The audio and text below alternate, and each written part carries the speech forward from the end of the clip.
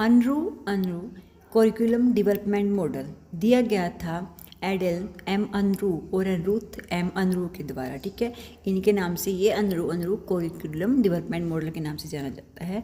इस मॉडल में इन्होंने कहा था कि जो हमारा करिकुलम है वो डेवलप होना चाहिए through cooperation between teacher, administration, student and the community, कि इन सब के बीच में एक कोऑपरेशन, एक सहयोग से ये हमारा करिकुलम जो है डेवलप होना चाहिए।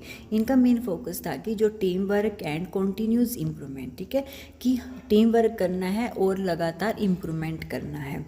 तो the curriculum is constantly revised and improve based on feedback, कि करिकुलम ये नहीं है कि हमने एक बार बना दिया और छोड़ दिया, बल्कि ये कॉन्स्टेंटली रिवाइज्ड होना चाहिए, कि जहाँ भी हमें कमी लगे या रिवाइज्ड टाइम के अकॉर्डिंग होना चाहिए और उसमें इम्प्रूवमेंट होना चाहिए। फीडबैक, जैसा हमारा फीडबैक आएगा उसके अकॉर्डिंग उसमें इम्प्रूव करना चाहिए। स्टेप्स हैं इसके मॉडल के। सबसे पहला है इसमें आइडेंटिफाई नीड, कि हमें जब भी हम करिकुलम बनाए तो हमें उसमें क्या देखना है कि नीड क्या है, आवश्यकता क्या है, टाइम के अकॉर्डिंग किस चीज़ की करिकुलम में आवश्यकता है वो हमें ऐड करना है।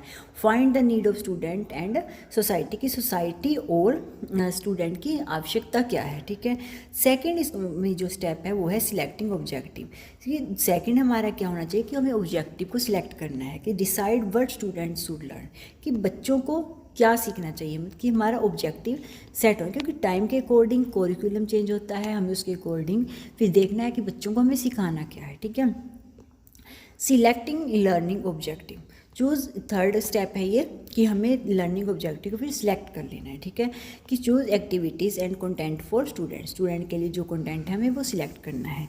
फोर्थ है इसमें कि organising learning experiences, arrange the content in proper order, कि जो हमने लर्निंग जो हमारा कंटेंट बनाया है उसको एक प्रॉपर ऑर्डर में करना है। ठीक है, किस तरीके से हमें उसको कराना है, एक ऑर्गेनाइज होना चाहिए जो प्रॉपर वे में करें। उसके बाद होगा हमारा एवेल्यूएशन, फिर हमें जो भी हमने अपना कंटेंट बनाया है यानी कि करिकुलम डेवलप किया है तो फिर हम उसको चेक करेंगे कि वेदर ऑब्जेक्टिव आर अचीव्ड, कि जो हमने ऑब्जेक्टिव सोचे थे क्या हमें वो अचीव हुए हैं, तो फिर हम उसके बारे में देखना है। ठीक है, एवेल्यूएट करना है कि हमें अगर हमें कहीं भी उसमें कमी लगेगी तो उसके बाद हम क्या करेंगे, उसको रिवाइज करेंगे। जहाँ भी हमें लगेगा कि कहीं ना कहीं हमारी कमी रही है हमें ऑब्जेक्टिव को अचीव करने में, तो हम उसको क्या करेंगे, फिर रिवाइज करेंगे। ठीक है, रिवीजन करेंगे उसको, improve the curriculum based on evaluation के बेस पर हम उसे क्या करेंगे, इम्प्रूव करेंगे। तो ये एग्जाम्पल के तौर पे समझते हैं और क्लियर हमारा हो जाएगा। तो सबसे पहले तो हमारे से नीड करना, सबसे पहले क्या करते हैं हम, नीड करते हैं आइडेंटिफाई की ज़रूरत क्या है, क्योंकि ज़रूरत के अनुसार ही करिकुलम बनता है। स्टूडेंट है weak speaking skill in English, जैसे आज हम देखते हैं आज हमारा एआई कितना इम्प्रूवमेंट, ठीक है, पहले टाइम में ये नहीं था, तो आज नीड है एआई को बच्चों को सिखाने का, तो उसके अकॉर्डिंग ही हमारा जो है करिकुलम बनेगा, क्योंकि आज की टाइम की वो ज़रूरत है। ठीक है, यही है कि इम्प्रूव को हमने सबसे पहले मान लो हमने एक एग्जांपल लिया है सिंपल सा, कि स्टूडेंट है weak speaking skill in English. मान लो इंग्लिश में जो बच्चा है वो वीक है काफ़ी पढ़ने में। ठीक है,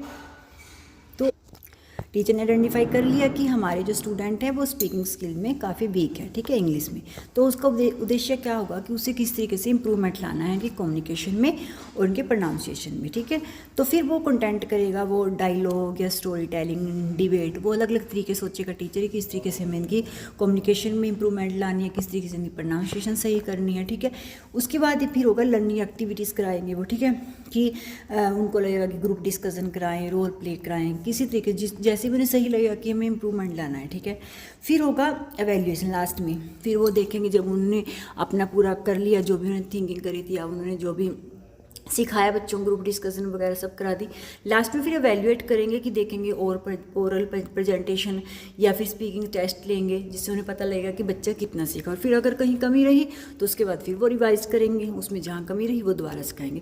तो ये है कि बच्चों की नीड के अकॉर्डिंग, क्योंकि जहाँ पर नीड, अगर कहीं उनको कुछ और लगा, किसी और चीज़ में नीड की आवश्यकता है तो उसके अकॉर्डिंग वो कंटेंट, इसलिए ये कहते हैं कि सबसे पहले है कि बच्चों की नीड देखनी है कि बच्चों को ज़रूरत किस चीज़ की है, उसके अकॉर्डिंग हमें अपने कंटेंट या फिर अपना जो हमारा करिकुलम है वो डेवलप करना है। ठीक है, तो ये था अनरू का करिकुलम डेवलपमेंट मॉडल। अगर आपको मेरे नोट्स अच्छे लगे तो प्लीज़ लाइक किया करो, सब्सक्राइब किया करो, कमेंट जरूर किया करो। Thank you for watching my video.